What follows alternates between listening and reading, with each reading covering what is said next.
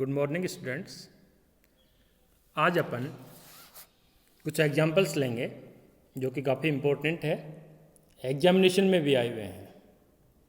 Question paper का जो part रहता है न्यूमेरिकल क्वेश्चंस का वो 40% रहता है। कोई भी क्वेश्चन पेपर आप देखोगे उसमें 60% थ्योरेटिकल वेटेज रहता है और 40% न्यूमेरिकल क्वेश्चन का वेटेज रहता है, यानी कि न्यूमेरिकल क्वेश्चंस आते हैं। मोस्टली बुक्स में जो एग्जाम्पल्स हैं वो बुक्स आप चाहे CBS की लो, चाहे RBD की लो, चाहे JPS की लो, कोई भी बुक लीजिएगा, उसमें जो एग्जाम्पल्स हैं वो काफ़ी इम्पोर्टेंट है, एग्जामिनेशन में रिपीट होते रहते हैं। आपको प्रैक्टिस भी करनी चाहिए कि किस प्रकार से अपन न्यूमेरिकल क्वेश्चन सोल्व करते हैं। अपन एक उदाहरण लेके चल रहे हैं कि एक दोलक निम्न संबंध के अनुसार सरल आवर्त गति करता है जिसका विस्थापन x = 10 sin कोष्टक 2πt + π/6 मीटर है।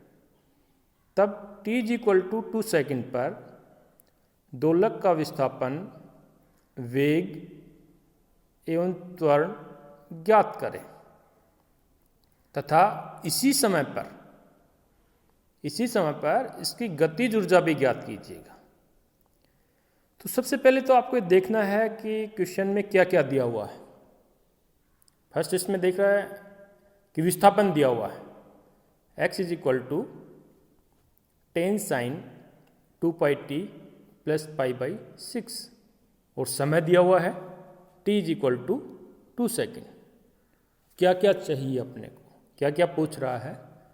ये पूछ रहे हैं कि इस 2 सेकंड के ऊपर कण का विस्थापन ज्ञात करें, वेग ज्ञात करें तथा त्वरण ज्ञात करें और उसकी गतिज ऊर्जा भी ज्ञात करें। अब आपको मालूम है कि सरल आवर्त गति के लिए कण का विस्थापन जनरल इक्वेशन से जो दिया जाता है वो है x = a sin ωt + theta. Standard equation है, बार बार मैं कहता हूँ कि इसको आप याद रखें। जहाँ a कण का विस्थापन है, आयाम है सॉरी। अब चूंकि चाहे कण कह दो चाहे दोलक कह दो, जो भी कण सरल आवर्त गति करता है उसको दोलक कहते हैं। ओमेगा कण की अपन कहें कि आवर्ती है, t यहाँ पे समय है, थीटा जो अपने पास है प्रारंभिक कला है। अब इस समीकरण की कंपैरिजन दिए गए समीकरण से अपन करें। अपने को जो गिवन है x = this equation 10 sin 2πt + π/6, यहाँ पर इससे कंपैरिजन जब अपन करेंगे तो a = जो आयाम है वो 10 मीटर आ रहा है, जैसा आप देख रहे हैं, मैं बता रहा हूँ आपको 10 मीटर। ω0 जो अपने पास कहें, दोलक की जो नेचुरल फ्रीक्वेंसी है वो 2π रेडियन प्रति सेकंड है। फाई जो कि प्रारंभिक कला है वो 30 डिग्री है। क्लियर? ये तो आप सभी जानते हैं। कण का जो द्रव्यमान दे रखा है वो 2 किलोग्राम दे रखा है, m = 2 kg। अब इस समय t = 2 सेकंड के ऊपर कण का विस्थापन निकालना है, तो विस्थापन निकालेंगे तो इसमें अपन t का मान रख देंगे 2 π/6, जिसको अपन डिग्री में कन्वर्ट करें तो 30 डिग्री अपने पास होगा। 2π आप जानते हो 360 होता है।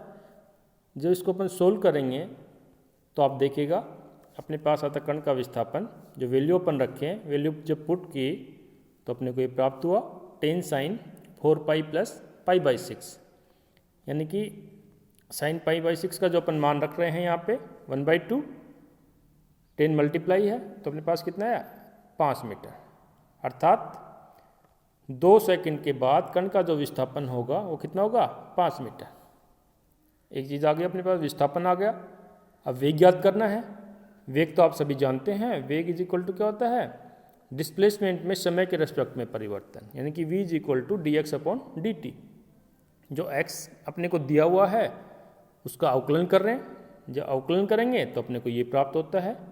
देखिएगा 10 sin 2πt का जब अपन करेंगे तो कोस होगा, t इसके मल्टीप्लिकेशन 2π है, 2π अपने पास मल्टीप्लाई होगा, अर्थात v = अपने पास आया 10 cos 2πt + π/6 × 2π। वो इसको सोल्व करते हैं, कोस का जो मान आएगा वो आप देख रहे हैं कोस पाई बाई 6 का जो मान होता है √3/2 मान रखा, पाई इज इक्वल टू 3.14 होता है, मल्टीप्लाई किया 20 से, ये वैल्यू प्राप्त हुई। इसको सोल्व किया, सोल्व करने के बाद वेग का मान प्राप्त हुआ 54.38 मीटर प्रति सेकेंड। वेग प्राप्त हो गया। अब त्वरण ज्ञात करना है, एक्सेलरेशन ज्ञात करना है। त्वरण आपको मालूम है कि वेग में परिवर्तन की दर त्वरण होती है, या अपन कहें कि विस्थापन और त्वरण में जो फॉर्मूला अपने पास आया था F is equal to minus omega 0² x का मान तो अपन प्राप्त कर ही चुके हैं, x is equal to 2 second पर कितना प्राप्त हुआ था 5 मीटर। तो सिंपल अपन ओमेगा 0² का मान रख करके इसको 5 से मल्टीप्लाई कर दें। इस प्रकार से अपन कहें, जैसा आप देख रहे हैं, सोल्व के इसको x का मान रखकर इसको अपन सोल्व कर रहे हैं। ओमेगा 0 का मान अपन निकाला था, 2 पाई जो वैल्यू है इसको मान रखा, डायरेक्ट अपन 5 से मल्टीप्लाई करेंगे तो अपने पास ये वैल्यू आ गई 197.2 मीटर पर सेकेंड स्क्वायर। अब ये पूछ रहा है कि इसी समय के ऊपर इसकी गतिज ऊर्जा कितनी होगी। अब गतिज ऊर्जा का जो फॉर्मूला है आप सभी को मालूम है, हाफ mv²। v का मान अपन ने जस्ट अभी निकाला उपरोक्त समीकरण से, आप हम देखेंगे v का जो मान निकाला, v इज इक्वल टू जो वैल्यू आई इसको अपन पुट करेंगे। v का मान है 54.38 मीटर प्रति सेकेंड। v का मान रखने पर तथा इसको सोल्व करने पर वैल्यू प्राप्त हुई 2957.18 जूल, क्योंकि ऊर्जा का मात्रक क्या है जूल। तो एग्जामिनेशन में क्वेश्चन निकालने के बाद उसका मात्रक आप जरूर रखें। जैसे ऊर्जा का मात्रक जूल आए तो जूल रखें, त्वरण का मात्रक मीटर प्रति सेकंड आए तो मीटर प्रति सेकंड लगाइएगा, वेग का मात्रक मीटर है तो मीटर लगाओ, मीटर प्रति सेकंड है तो मीटर प्रति सेकंड लगाओ, सेमी प्रति सेकंड है तो सेमी प्रति सेकंड लगाओ, क्योंकि मात्रक के भी नंबर होते हैं। इस प्रकार से अपन एक सिंपलेस्ट क्वेश्चन अपन ने किया अभी। इस प्रकार से पहले अपने को क्या दिया हुआ ये देखना है, ज्ञात क्या करना है, कौन सी कंडीशन से अपन लगाएं, उसके आधार पर अपन ज्ञात करते हैं। इसके बाद एक सेकंड एग्जाम्पल और देख लेते हैं, ये भी एग्जामिनेशन में आया हो कई बार। क्वेश्चन यह है कि सरल आवर्त गति के लिए विस्थापन तथा आयाम का अनुपात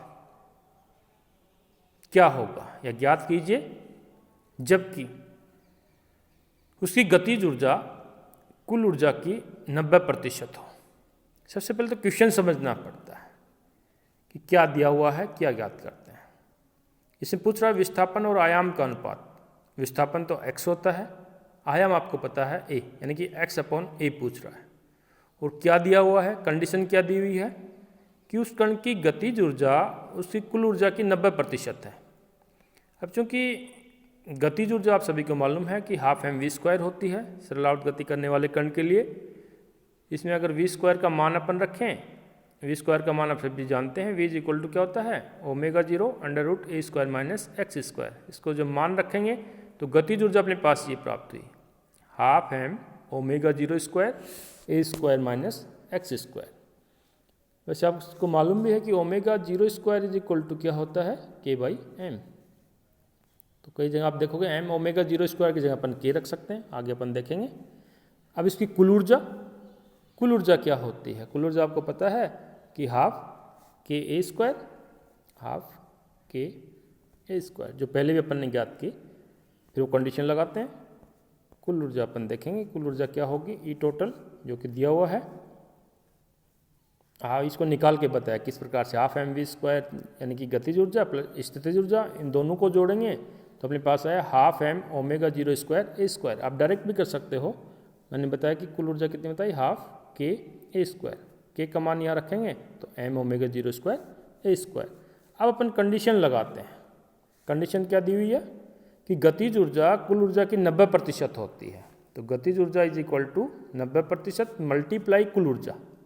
इसमें गतिज ऊर्जा और कुल ऊर्जा का मान रखने पर, मान जब अपन रख रहे हैं तो ये प्राप्त हुआ अपने को, जैसा आप देख रहे हैं half m omega 0² a² minus x²। 90%, प्रतिशत का मतलब 100, यानी कि 90/100। इसको अपन रखें तो यहाँ अपन देख रहे हैं half m omega 0² half m omega 0² cancel हुआ, क्या बचा a² minus x² is equal to 0.9 a²। पक्षांतरण करने तो अपने पास ये आया 0.1 a² x²। अपने को चाहिए भी क्या x/a। अर्थात x square upon a square is equal to 0.1, या एक्स अपॉन ए निकालें, एक्स अपॉन ए निकालें तो 0.1 का अंडर रूट, 0.1 का अंडर रूट लिख दीजिएगा, 1/10 का अंडर रूट।